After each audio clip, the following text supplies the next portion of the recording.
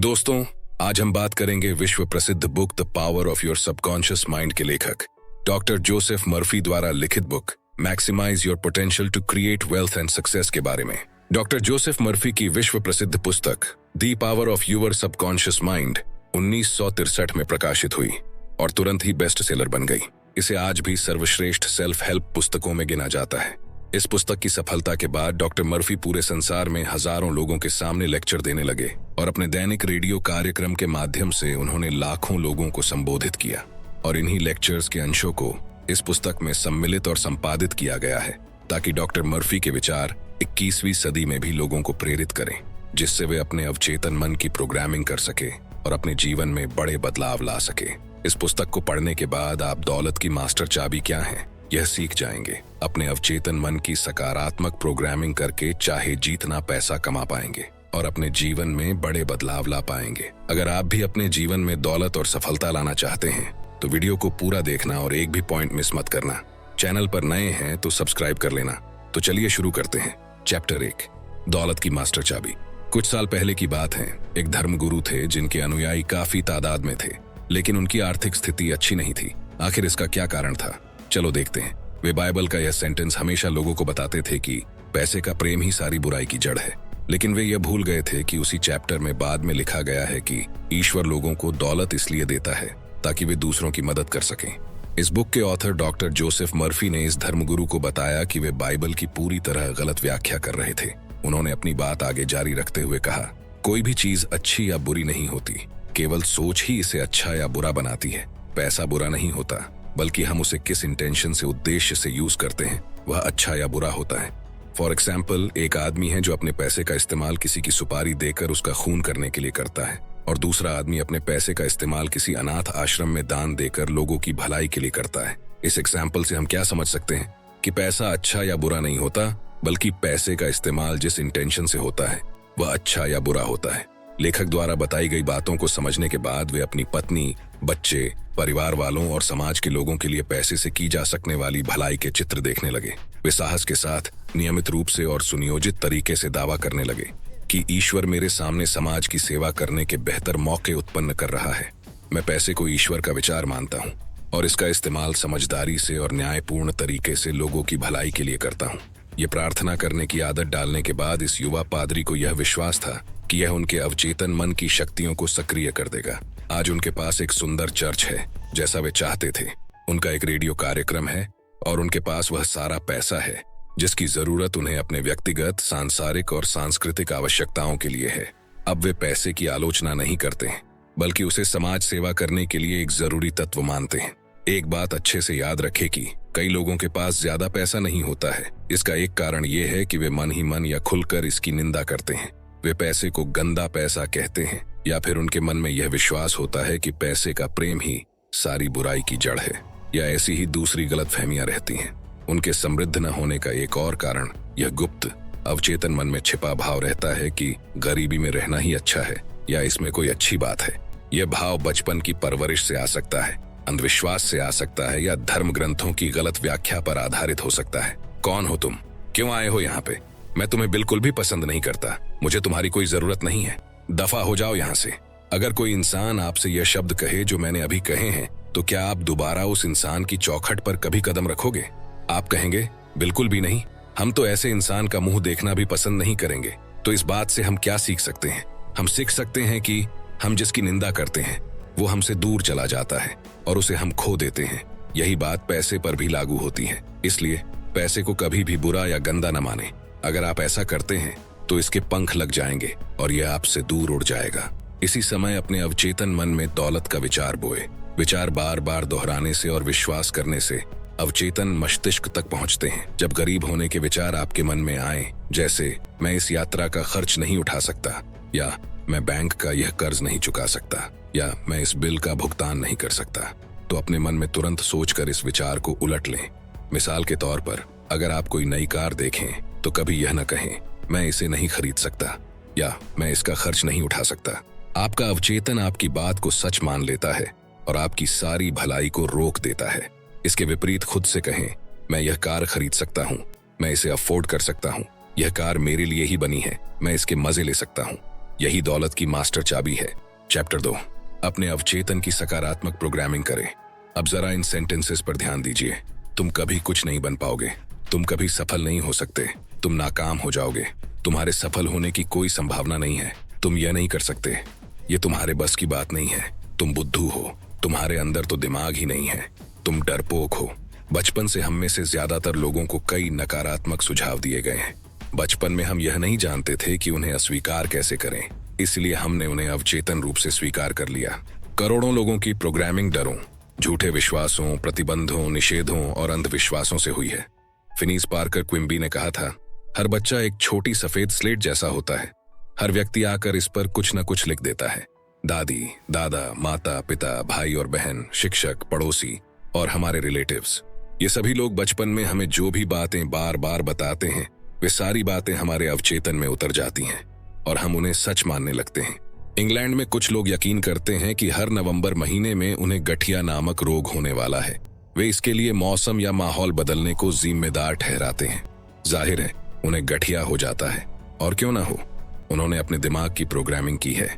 वे इसकी अपेक्षा करते हैं और उस बात को अपने अवचेतन में उतरने देते हैं, और उनके विश्वास या अपेक्षा के अनुरूप ही उन्हें फल मिलता है।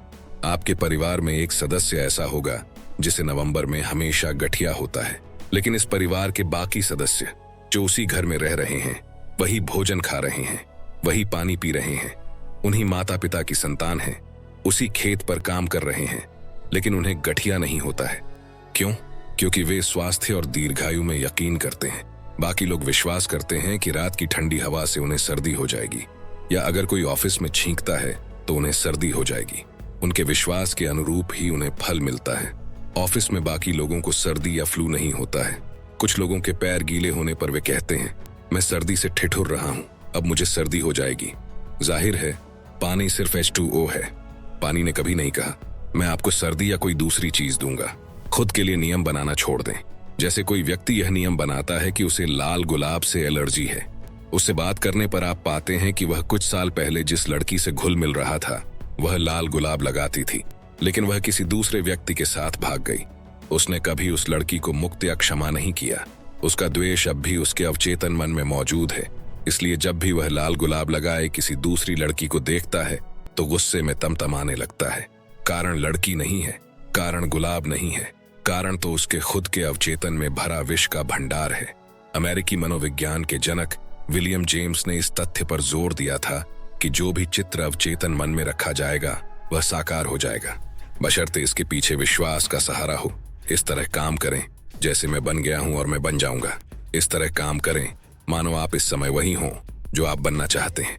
अपने मन में भूमिका निभाएं, इसे बार बार बारंबार करें। धीरे धीरे यह आपके ज्यादा गहरे मन में धंस जाएगा और चमत्कार होने लगेंगे। चैप्टर 3, टालमटोल ना करें और तुरंत निर्णय ले। पुरानी कहावत है कि जिसे आप आज कर सकते हो उसे कल पर न टालें। कुछ साल पहले की बात है। एक आदमी था, उसकी उम्र 90 साल थी और अब वह बैसाखियों पर था। उसने कहा, जब मैं 60 साल का था तो पूरे संसार की सैर करना चाहता था। मैं अपनी पत्नी को संसार की सैर कराने ले जाना चाहता था, परंतु मैं इसे टालता रहा। मैंने कहा, मैं तब तक इंतजार करूंगा जब तक कि मेरी बेटी बड़ी नहीं हो जाती और उसकी शादी नहीं हो जाती। मेरी बेटी तो बड़ी हो गई, उसकी शादी भी हो गई, लेकिन अब मेरी पत्नी मर चुकी है और मैं भी आइटिस नामक बीमारी से अपाहिज हो चुका हूं, और अब मैं उस सपने को कभी साकार नहीं कर पाऊंगा। और अब पछताने के अलावा उसके पास कोई और रास्ता नहीं था। वह इसे बात पर टालता रहा जब तक कि उसकी बेटी बड़ी नहीं हो जाती और उसकी शादी नहीं हो जाती, जो कि एक बकवास डिसीजन साबित हुआ। तो इससे हम क्या सीख सकते हैं? हमें इससे सबक मिलता है कि टाल मटोल करने वालों पर हमेशा पछताने की नौबत आती है। आपको किसी चीज का इंतजार नहीं करना है, क्योंकि संसार की सैर का आपकी बेटी की शादी होने या कुंवारे रहने से कोई संबंध नहीं है। इसका संबंध तो आपसे है। अपना मन बनाएं, एक स्पष्ट निर्णय पर पहुंचें। अगर आपकी प्रेरणा सही है तो वह निर्णय सही है। इसी समय निर्णय लें। चैप्टर 4, अनुशासित कल्पना के चमत्कार। फारस के राजकुमार के बारे में एक पुरानी कहानी है, जिसकी पीठ पर कुबड़ था और जो सीधा खड़ा नहीं हो पाता था। उसने एक मूर्तिकार से आग्रह किया कि वह उसकी प्रतिमा बनाए जो हूबहू उसके जैसी हो, पर उसने कहा, मैं चाहता हूं कि प्रतिमा बिल्कुल सीधी हो, मेरे पीठ पर कोई कुबड़ ना हो। मैं खुद को उस तरह देखना चाहता हूं जैसा मुझे होना चाहिए और जैसा ईश्वर मुझे देखना चाहता है। मूर्तिकार ने प्रतिमा बना दी। राजकुमार ने कहा, अब इसे बगीचे में एक गोपनीय कोने में रख दो। मूर्तिकार ने यह काम भी कर दिया। उसके बाद हर दिन नियमित और सुनियोजित तरीके से दिन में 2-3 बार राजकुमार बाहर आता था और मूर्ति के सामने जाकर मनन करता था। इसकी तरफ हसरत, आस्था और विश्वास से देखता था कि किसी दिन उसकी पीठ भी उस मूर्ति की तरह सीधी हो जाएगी। उसने सीधी पीठ, तने हुए सिर और सुंदर भौं पर ध्यान केंद्रित किया। कई सप्ताह गुजर गए, कई महीने गुजर गए, 2 साल गुजर गए। फिर लोग कहने लगे, राजकुमार की पीठ अब झुकी हुई नहीं लग रही है, वे तो किसी सामंत की तरह सीधे खड़े हैं। ये जांचने के लिए राजकुमार बाहर गया, बगीचे में गया और उसने देखा, यह सच था। उसकी पीठ उतनी ही सीधी थी जितनी की मूर्ति में थी। ये होती है कल्पना की ताकत। इंसान को अभाव में समृद्धि की कल्पना करनी चाहिए, विवाद में शांति की, रोग में स्वास्थ्य की और गरीबी में अमीरी की कल्पना करनी चाहिए। जब किसी खिलाड़ी को फुटबॉल खेलते समय चोट लगती है तो वह अस्पताल जाता है। वहां अस्पताल के बेड पर वह कल्पना करता है कि वह फुटबॉल के मैदान में दोबारा लौट आया है और दोबारा फुटबॉल खेल रहा है। अगर उसने ऐसा नहीं किया तो वह अस्पताल में ही रहेगा। वह अस्पताल से बाहर नहीं निकल पाएगा। वह अस्पताल से जल्दी इसलिए बाहर निकलेगा क्योंकि वह बार बार दोहराकर अपने अवचेतन मन को यही संदेश देता रहता है कि वह 4-5 दिन में यहां से निकल जाएगा। और वह कल्पना करता है कि वह दोबारा फुटबॉल के मैदान में पहुंच चुका है। आप बहुत अच्छी तरह जानते हैं कि यह सच है कि अगर वह दोबारा फुटबॉल के मैदान में पहुंचने की कल्पना नहीं करेगा तो वह कभी अस्पताल से बाहर नहीं निकल पाएगा। कल्पना करना क्या है? तो कल्पना करने का मतलब है कि किसी चीज को सोचना और अवचेतन मन पर उसकी छाप छोड़ना है। अवचेतन पर जिस भी चीज की छाप छोड़ी जाती है वह चीज हकीकत में संसार में साकार हो जाती है। यदि आप सफल होना चाहते हैं तो पहले आपको सफल व्यक्ति के रूप में अपनी कल्पना करनी होगी। इसी तरह यदि आप दौलतमंद होना चाहते हैं तो पहले दौलतमंद व्यक्ति के रूप में आपको अपनी कल्पना करनी होगी। अगर आप बीमारी या असफलता की कल्पना करते हैं तो आपका अवचेतन मन उसी अनुसार परिस्थितियां बना देता है। रिसर्च में यह पाया गया है कि जो लोग लगातार असफल होते हैं उनके मन में सफलता के बजाय असफलता की तस्वीर होती है। जैसी हम कल्पना करते हैं वैसे ही हम बन जाएंगे और वैसा ही हम हासिल करेंगे। हमारे रोजमर्रा के जीवन में जो भी उपयोगी और व्यावहारिक दिखता है वह स्त्री पुरुषों की कल्पना शक्ति के जरिए आया है। जो कपड़े हम पहनते हैं, जो कार हम चलाते हैं, जिस सीट पर हम आराम करते हैं, जिन इमारतों में हम रहते हैं, घर, होटल, सड़क और हवाई जहाज, ये सभी और बाकी सारी चीजें पहले इंसान के मन की कल्पना शक्ति में विचार के रूप में शुरू हुई थी। चैप्टर 5। कोई मुफ्त लंच नहीं है। एक चीज है जो आपको नहीं मिल सकती और यह है बिना कुछ दिए कुछ पाना। एक पुरानी कहावत है, मुफ्त लंच जैसी कोई चीज नहीं है। आजकल बहुत सी कंपनियां बाय 1 गेट 1 फ्री का ऑफर चलाकर कस्टमर्स को अट्रैक्ट करने की कोशिश करती हैं, लेकिन देखिए वे मुफ्त में नहीं दे सकते। जैसा आप जानते होंगे इसकी लागत पूरी कीमत में शामिल होती है। कोई भी चीज मुफ्त में नहीं मिलती है। अगर आप दौलतमंद बनना चाहते हैं तो आपको दौलत की कीमत चुकानी होगी। अगर आप सफलता चाहते हैं तो उसकी भी एक कीमत है। पाने से पहले आपको अपने मन को देना होगा।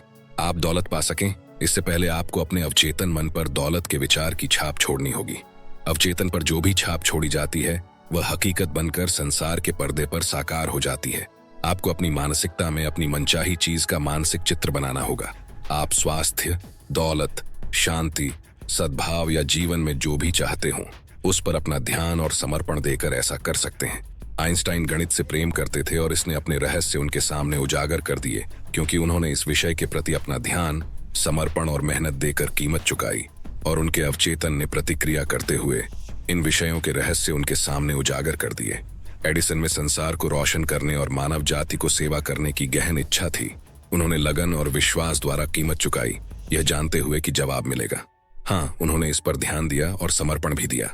वे ब्रह्मांड के सिद्धांत से प्रेम करते थे और जाहिर है उन्होंने असंख्य आविष्कार किए क्योंकि उन्होंने अपने प्रोजेक्ट में ध्यान, लगन और पूर्ण समर्पण से कीमत चुकाई थी। वे लगातार जुटे रहे और उनके ज्यादा गहरे मन ने उन्हें कभी निराश नहीं किया। आपको हमेशा कीमत चुकानी होती है और यह कीमत पैसों से नहीं बल्कि ध्यान, मेहनत और समर्पण से चुकाई जाती है। आपको यह कीमत चुकानी होगी, सिर्फ तभी आप प्रबुद्ध बन सकते हैं। चैप्टर 6। मुश्किलों से निपटना सीख ले। एक एशियाई देश में एक किसान की कहानी है जो अपने गांव के एक समझदार आदमी के पास गया और उसे अपने जीवन के बारे में बताया और यह भी कि परिस्थितियां कितनी मुश्किल थीं।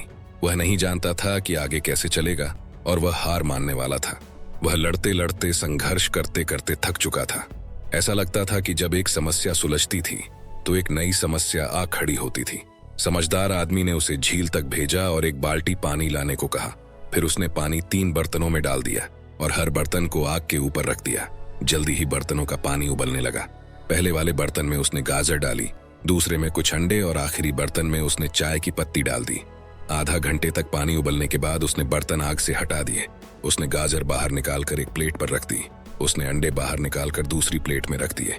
आखिर में उसने चाय को तीसरे बर्तन में डाल दिया। किसान की ओर मुड़कर उसने पूछा, मुझे बताओ कि तुम क्या देखते हो? गाजर, अंडे और चाय, किसान ने जवाब दिया। फिर समझदार आदमी ने कहा, गाजर को उठाओ और मुझे बताओ कि तुम क्या महसूस करते हो। किसान ने ऐसा किया और बोला, गाजर नर्म है। फिर उसने किसान से एक अंडा लेने और इसे तोड़ने को कहा। खोल को हटाने के बाद किसान ने देखा कि अंडा सख्त हो गया था। आखिरकार समझदार आदमी ने किसान से चाय की चुस्की लेने को कहा। किसान मुस्कुराया और उसने इसकी बेहतरीन गंध का स्वाद लिया। फिर किसान ने पूछा, इसका क्या मतलब है? समझदार आदमी ने समझाया कि इनमें से हर चीज के सामने एक ही विपत्ति थी। वह विपत्ति थी उबलता हुआ पानी, परंतु हर एक की प्रतिक्रिया अलग अलग थी। गाजर जब पानी के अंदर गई थी तो कठोर थी, लेकिन जब उबलते पानी से इसका सामना हुआ तो यह नर्म और कमजोर बन गई। अंडा जब अंदर गया था तो यह नाजुक था। इसका पतला बाहरी छिलका इसके नर्म अंदरूनी हिस्से की रक्षा कर रहा था, लेकिन उबलते पानी ने इसके अंदरूनी हिस्से को कठोर बना दिया। लेकिन चाय की पत्तियां अनूठी थीं। जब वे उबलते पानी के अंदर गईं तो उन्होंने पानी को बदल दिया। उसने किसान से पूछा, तुम इनमें से क्या हो? जब विपत्ति या संकट तुम्हारे द्वार पर दस्तक देती है तो तुम किस तरह प्रतिक्रिया करते हो? तुम गाजर हो, अंडा हो या चाय की पत्ती हो? जब आप अपने जीवन में समस्याओं से सामना करने की ओर देखते हैं तो खुद से पूछे, मैं क्या हूं? क्या मैं गाजर हूं जो दिखता तो कठोर है लेकिन दर्द और विपत्ति या संकट से सामना होने के बाद नर्म हो जाता है और अपनी शक्ति खो देता है? या फिर मैं वह अंडा हूं जो नाजुक हृदय और तरल आत्मा से शुरू होता है लेकिन मुसीबत या संकट आने पर और भी कठोर बन जाता है? या फिर मैं चाय की पत्ती जैसा हूं जो गर्म पानी को ही बदलकर अपने रंग में रंग देता है? चैप्टर 7, स्वर्णिम नियम। दुनिया का सबसे बेहतरीन स्वर्णिम नियम कहता है कि लोगों के साथ वही करो जो तुम चाहते हो कि लोग तुम्हारे साथ करें। एक महान विद्वान इंसान से जब पूछा गया कि वे सभी धर्म ग्रंथों का सार एक ही वाक्य में बताएं तो उन्होंने कहा था, सबसे महत्वपूर्ण विचार यह है कि आप दूसरों से वैसा ही व्यवहार करें जैसा आप अपने लिए चाहते हैं। अच्छे संबंध या सफल वैवाहिक जीवन बस यूं ही नहीं हो जाते। उन्हें जोतना होता है, खरपतवार को साफ करना होता है, पोषण देना होता है और तब कहीं जाकर यह फलता फूलता है, शानदार रंग, खुशबू और सौंदर्य उत्पन्न करता है। स्वर्णिम नियम इन्हीं सब चीजों के बारे में है। यह सिद्धांत इतना शक्तिशाली है जिसे कई भाषाओं और संस्कृतियों में स्वर्णिम नियम कहा जाता है। और अगर हर जगह इस पर अमल किया जाए और सभी निर्णयों व आकलनों में इस पर अमल किया जाए तो हमें स्वर्ग देखने के लिए मरने की जरूरत नहीं रहेगी, क्योंकि हम धरती पर ही स्वर्ग बना लेंगे।